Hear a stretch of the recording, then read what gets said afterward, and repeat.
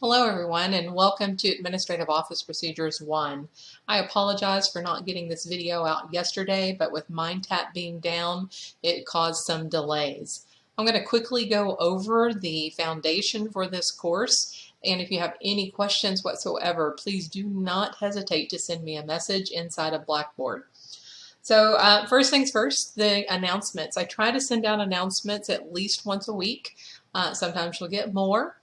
But the announcements will always be posted here, so make sure you also scroll down when several are posted so that you catch them all.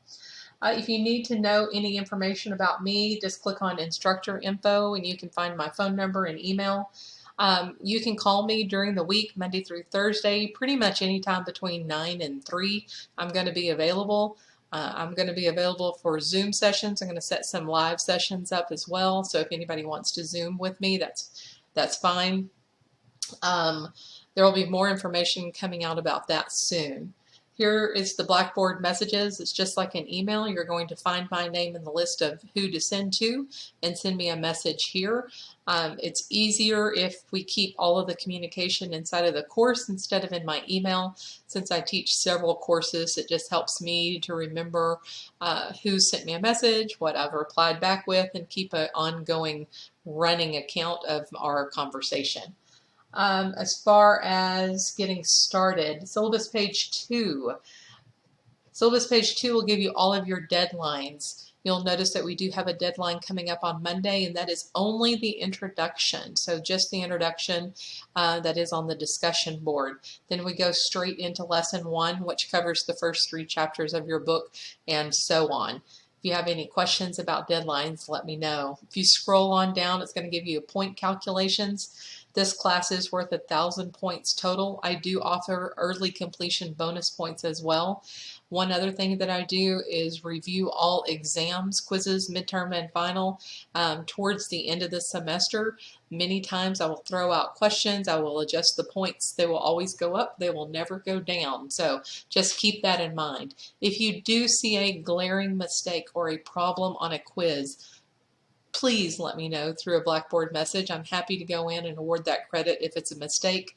There are occasionally some randomization answers that just get out of whack in Blackboard. So feel free to send me a message and I will make that correction to your points.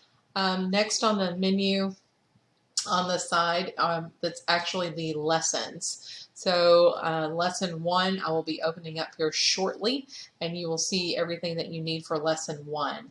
Assignment tips. I do give feedback on all of your work. I do give some preliminary ideas here on how to get started, what I'm looking for. I want to see how well you think outside of the box and think through all the details. Majority of the work in this class is scenario based, as if you are in a job. So I will be thinking along that way as well. So my feedback will be similar to what you would receive from a boss, and how that you can make corrections and adjustments to your work. So at the beginning I am a little bit more lenient in my grading, and I do get a little stronger in the grading and the point deductions as we go and as I've provided information so that you can make adjustments. Next, you'll see the link for discussion board. This is where you're going to do your introduction.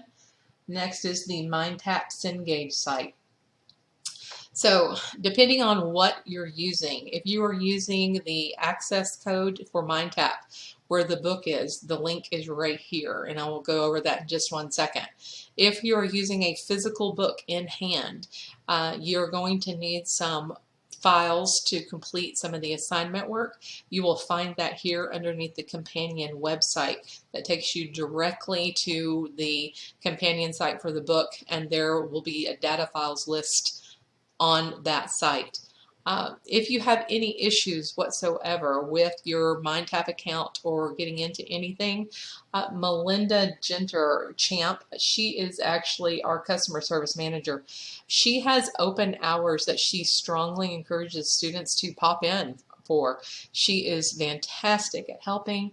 So just take note of her Zoom hours and hop in whenever you can if you have some questions. If you need to purchase the book directly from Cengage, you can rent the access purchase the book. There's several different things that you can do. Here's the link. And then if you have any technical issues with your computer and getting everything to work, here's the link for the technical support for Cengage. Back up to the Cengage MindTap link. All right, so sometimes you're going to get this type of a warning that it's not launching, or you need to click something else to launch. So go ahead and launch that website. You're going to sign in. Let's hope my sign in works. Sometimes it doesn't as a student. Nope. Okay, so let me go back. And I'm going to take this off. I had a student preview on just because I have a little bit more in my course than you do, and I was trying to keep it from being too confusing. Okay, so here we go.